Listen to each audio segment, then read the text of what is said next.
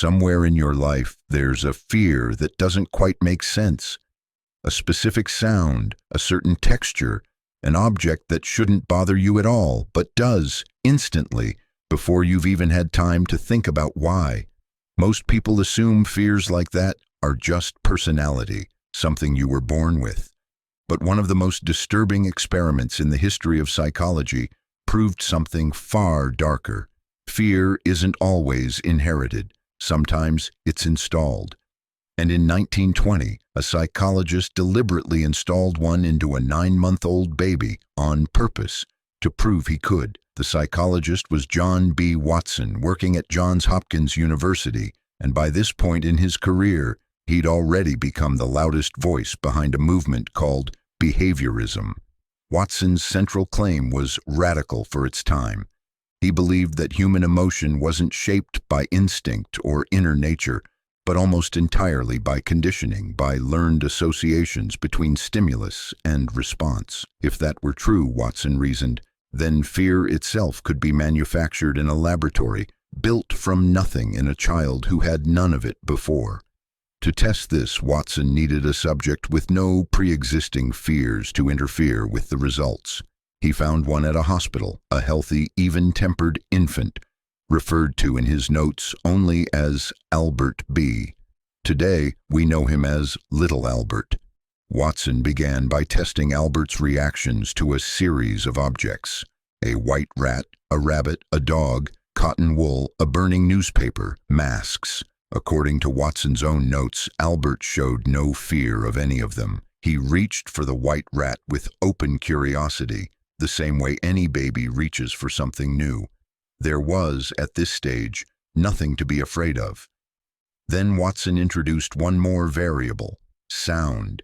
He discovered that if he struck a 4-foot steel bar with a hammer directly behind Albert's head, the sudden noise would startle him violently, triggering the kind of full-body fear response, crying, flailing, that seems to be built into infants from birth. This was the one fear Albert already had, an instinctive reaction to sudden, jarring noise. And this was the tool Watson chose to use.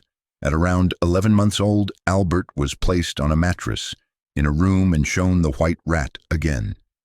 As Albert reached toward it exactly as he had before, Watson struck the steel bar behind him. The crash of noise sent Albert into visible distress. He reached for the rat a second time. The bar struck again. Over and over, Watson paired the appearance of the rat with the terrifying noise, until eventually he didn't need the noise at all. The moment the white rat appeared, Albert began to cry and tried to crawl away. The association had been built. A neutral object, something Albert had once reached for freely, now triggered fear on its own with no sound required. Watson had proven his point. Fear could be manufactured, but what happened next is the part that should genuinely disturb you. The fear didn't stay contained to the rat. Watson tested Albert's reactions to other furry objects: a white rabbit, a dog, a fur coat, even a Santa Claus mask with a white cotton beard. And every single one triggered the same fear response. Albert's brain hadn't just learned to fear one specific rat, it had generalized the fear outward onto an entire category. Anything soft, white, and furry became a threat. This phenomenon is now known as stimulus generalization, and Little Albert became its most famous, most unsettling demonstration.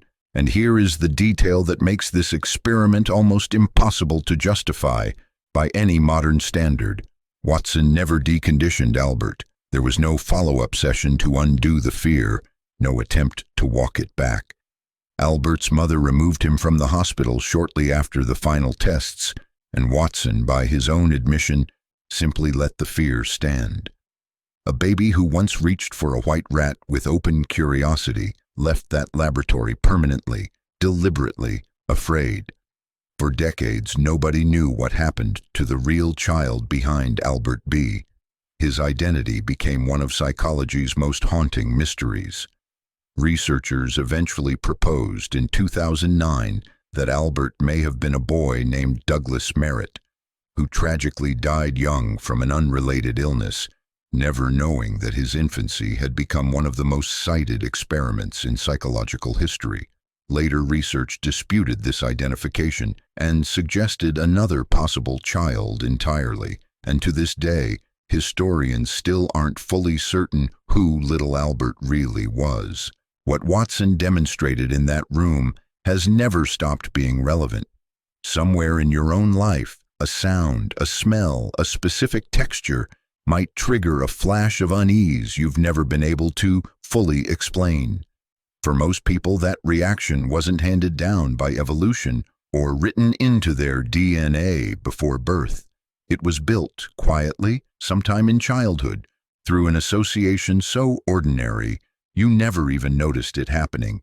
Fear, at its core, isn't always something you're born carrying. Sometimes it's something the world hands you, one paired, repeated moment at a time, and once it's installed, like Albert's fear of the white rat, it rarely asks your permission before it spreads.